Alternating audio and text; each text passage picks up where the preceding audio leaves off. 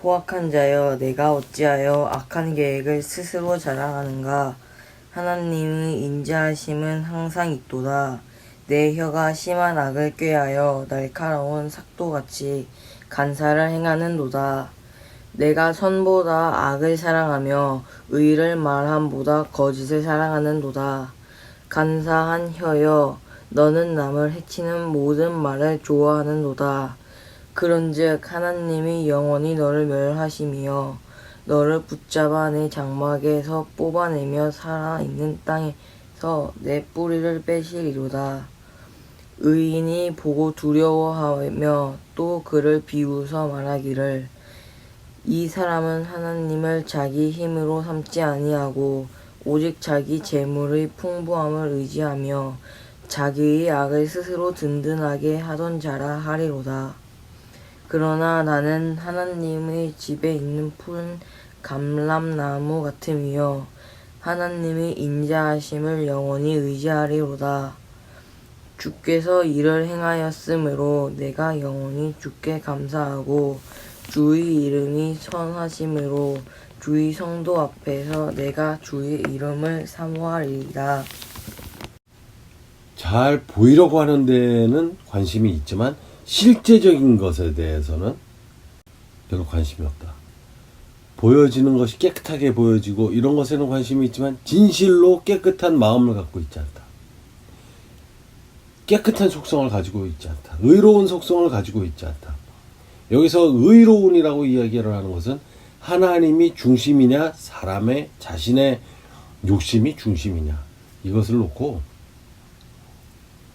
과연 어느 쪽에 그 중심을 두었는가에 따라서 내가 생각하는 것이 내가 추구하는 것이 아무리 선하고 좋은 것 같다 하더라도 결코 그것은 선한 것이 아니라 하나님께서 나를 살려주신 그리고 하나님께서 나를 사랑하신 그것에 대해서 이야기를 해주고 있는 이 시편을 통해서 나타내주고 있는 말은 7절에 이 사람은 하나님을 자기 힘으로 삼지 아니하고 오직 자기 재물의 풍부함을 의지하며 자기의 악으로 스스로 든든하게 하던 자라 하리로다. 이 사람은 의인이 보고 두려워하고 또 그를 비웃어 말하기를 이건 의인이라고 하는 것은 하나님을 가슴에 새겼던 사람들 하나님의 뜻대로 사는 사람들이 이 삭도를 이용해서 무엇인가 아부를 하고 누군가의 치부를 닦아주고 그가 깨끗해 보이게끔 해주고 그가 세상에서 멋져 보이게끔 도와주면서 그것을 통한 나의 이 삶을 도모해 나가던 내가 좀 더 편안하게 살기를 추구해 나가던 이런 사람들은 바로 그 부분을 가지고 잘 살았다라고 생각을 할 수 있지만 하나님의 심판의 날이 도달했을 때 그때 바로 하나님께서 너를 멸하러 오셨고 너를 붙잡아서 네 장막에서 뽑아내고 살아있는 땅에서 너의 뿌리를 다 빼버리시겠다. 이렇게 하신 이 모든 것들을 이야기를 해주고 있으면서 오히려 나중에 일어날 일들을 하나님의 심판에서부터 시작해서 두려워하는 사람들이 의인조차도 두려워한다. 하나님을 알고 하나님을 믿고 살던 사람들조차도 하나님의 그러한 심판의 때가 왔을 땐 두려워하면서 설 수밖에 없는데 그 의인이 보고 두려우면서도 그렇게 삭도를 댄 것처럼 무언가 세상을 향해서 그럴싸하게 살아온 사람들에게는 더 자신을 지킬 만한 의지할 만한 것들이 없다. 그리고 그런 것만큼 하나님을 오히려 믿었던 사람들은 이제 하나님께서 드디어 심판을 하시겠구나 그러면서 오히려 그 기다리던 날임에도 불구하고 두려워 떠는데 겉으로 잘 사는 것 같았었던 그 사람들은 그날에 두려워하지 않을 것이다. 그날이 왔어도 두려운지 모르고 있을 것이다. 하지만 그날의 그 떨림은 알고 있는 믿는 자들은 지금 우리가 믿고 있었던 하나님을 의지하고 하나님의 모든 가르침을 중심으로 삼겠다고 생각을 했었던 우리들조차도 실제로 그날이 왔을 때는 두려워하고 또 두려워할 텐데, 그들을 바로 비웃는 자가 누구냐 하면 삭도로 자신을 잘 꾸미고 또 누군가의 모습을 이쁜 아름답게 만들어 주는 게 아니라 거칠고 자연스럽게 나오는 수염이 있고 또 이러한 인간이 가지고 있는 기본적인 더러움, 이런 것들을 깨끗한 척한 회칠한 무덤처럼 그러한 삶을 아름답게 살아온 사람들이 하나님의 심판조차도 두려워하지 않을 것이다, 이러한 말로 보입니다. 그리고 이 보이는 부분이 결국에 가서는 어떻게 이를 이제 정리를 하게 되냐면, 그러나 나는 하는 8절에서부터는 믿는 자가 하는 이야기인데, 믿는 나는 하나님의 집에 있는 푸른 감람나무 같을 것이다. 울창해지고 싱싱하고 이제부터 오히려 생명이 충분하게 나에게 들어있는 것처럼 내가 살아갈 것이다. 그렇기 때문에 나는 하나님의 인자하심을 영원히 의지할 거다라고 얘기하는 이 인자하심이 바로 우리가 알고 있는 히브리어 헤세드라는 단어를 사용하고 있다. 이것은 하나님의 사랑의 시작이고 하나님께서 가지고 있었던 그 헤세드라는 것을 통해서 우리 사람들을 구원하시기로 작정을 하고 자기 자신의 아들조차도 주셨던 동기인 헤세드가 바로 우리를 영원히 의지하게 하는 하나님의 우리들을 향한 하나님의 자세, 하나님께서 주셨던 긍휼, 헤세드, 이 말 자체가 우리들에겐 사랑이란 말로도 바뀌는 것이고, 그것이 바로 구원이란 말로도 바뀌는 것이고, 그것이 바로 우리를 죄인에서 영원히 구원해 주심이라는 것으로 바뀌기도 하는 것이고, 그래서 주께서 이를 행하셨으므로 내가 영원히 주께 감사하고 주의 이름이 선하기 때문에 주의 성도 앞에서 내가 주의 이름을 사모하리이다. 9절의 말씀을 보면, 자, 모든 것에 행하시는 것을 기억해도 주께서, 그리고 내가 영원히 누구에게 감사를 하냐면 주께 감사를 하고, 또 주의 무엇이 감사하냐면 주의 이름이 선하셨으므로 주의 성도 앞에서 내가 주의 이름을 사모하리이다.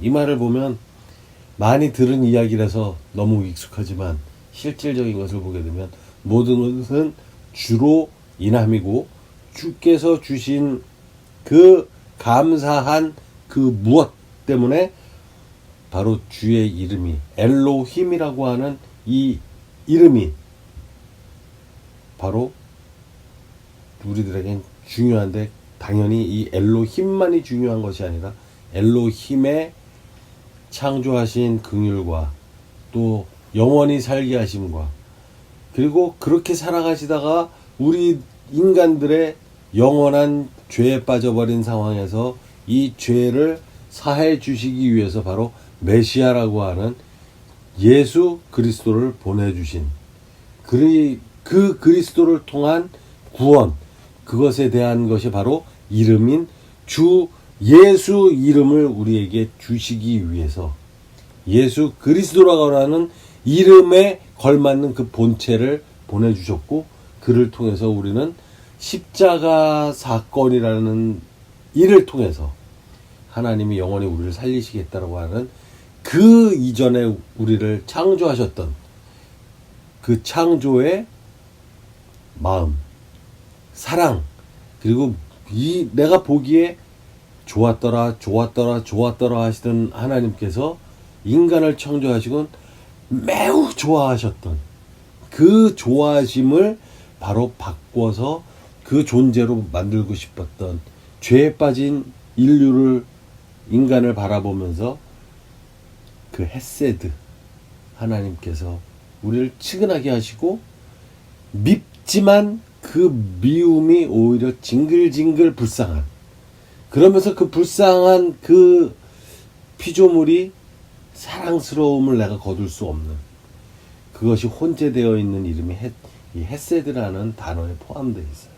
그래서 이스라엘 백성들, 이 히브리어를 쓰는 종족들은 헤세드라는 말을 상당히 신성하게 여기면서 사용을 하고 있고, 또 우리들은 이 주의 성도 앞에서 내가 주의 이름을 사모하리이다.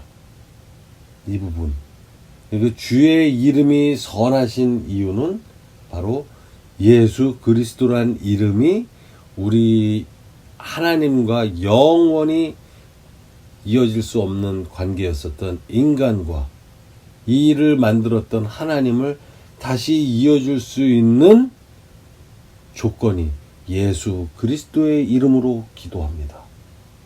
이러한 명분을 우리에게 주셨고 이러한 실제인 구원을 우리에게 보내주셨다고 하는 사실을 우리가 이 시를 통해서도 알게 되는 겁니다. 이게 바로 예수 그리스도라고 하는 존재께서 오시기 이전의 시라고 하는데, 이거를 그런 시대 연대기적인 순서로 나열되어 있는 역사 가운데 앞의 사건과 뒤의 사건이라고 생각을 하면서 시편 또는 이 성경 이런 것을 읽는 것보다는 이제 시간과 공간을 초월하셨다라는 하나님이라고 하는 존재에 대해서, 그리고 그 존재에 관련되어 있는 모든 것들, 그 주의 백성들은 그 이전의 세계에 있었던 주의 백성들과 앞으로 올 이후의 주의 백성들이 결코 다른 존재로 하나님과의 새로운 존재로 만나지는 것이 아니라 바로 여기에서 이야기하고 있는 주의 성도라는 이름으로 모이게 되고, 또 그 성도들 앞에서 내가 주의 이름을 사모한다. 그러니까 그들이 믿고 있는 주님이 바로 나에게 있어서는 사모할 존재다.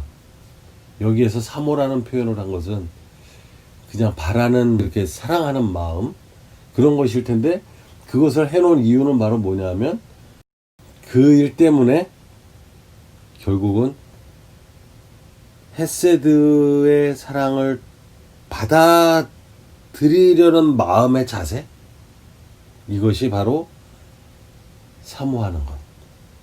하나님의 헤세드를 받아들이기 위해선 바르게 살아야 하고, 주님께서 이렇게 살라고 한 내용대로 살아야 되는데, 그것이 무엇인지 명확하게 알 수 있는, 한 글자로 할 수 있는, 그리고 유대인들이 많이 하고 있는 여러 가지 행사들을 통해서 하나님을 섬기면서 살아가는 것이 아니라, 모든 일을 생각하고 지식을 나타내고 그 지식을 통해서 내가 움직이려고 하는 모든 이러한 행동과 생각과 사고의 모든 중심에 하나님의 헤세드 사랑을 가지고, 그리고 그를 섬기면서 그를 널리 찬양하면서 살아가는 모습을 통해서 하나님께서는 영광을 받으신다라는 것. 그렇기 때문에 내가 결국은 잘 되는 것이 하나님을 영화롭게 하는 일이지만, 사람들이 생각할 때 내가 출세하고 싶어서 열심히 했더니 성공했습니다. 다 주님의 뜻입니다. 라고 이야기를 하지만, 공부할 때는 하나님이 나하고 상관이 없었고, 내가 필요한 시간만큼 투자한 모든 것을 다 하나님과 상관없이 나는 그냥 나만을 위해서 투자를 했고, 열심히 살다 보니 성공하다 보니까 이제 내가 성공했는데 뭔가 멋있게 나의 소감을 이야기를 할 수 있는 그런 타임에 마치 내가 나의 신앙을 여러분한테 나타냅니다. 간증합니다. 이러면서 열심히 공부를 했던 것은 맞지만 하나님의 은혜로 공부를 했다라는 생각이 없었던 이 사람이 하나님의 은혜로 공부를 하는 나는 지치지 않을 수 있었습니다라고 거짓말을 할 수도 있다라는 거. 그런데 여기에서 내가 이야기를 하고 싶은 것은, 이러한 하나님의 사랑이 있었기 때문에 내가 열심히 했습니다라고 이야기를 함으로, 이 사람은 실제로 내가 공부를 할 때 하나님을 생각할 겨를이 없이 공부를 했다라고 한다면, 과연 이것은 어떤 것일까? 어떤 문제일까? 이 사람은 과연 하나님한테 신실한 것일까? 아닐까? 이 문제는 우리가 고민할 문제가 아닙니다. 그 문제는 그 사람과 하나님과의 관계에서 결론 내고 하나님이 그 존재에게 어떻게 할 것인가에 대한 심판의 문제는 하나님에게 있는 것이지 우리가 그것은 맞습니다. 그렇게 살아서는 안 됩니다. 그렇게 살아도 됩니다.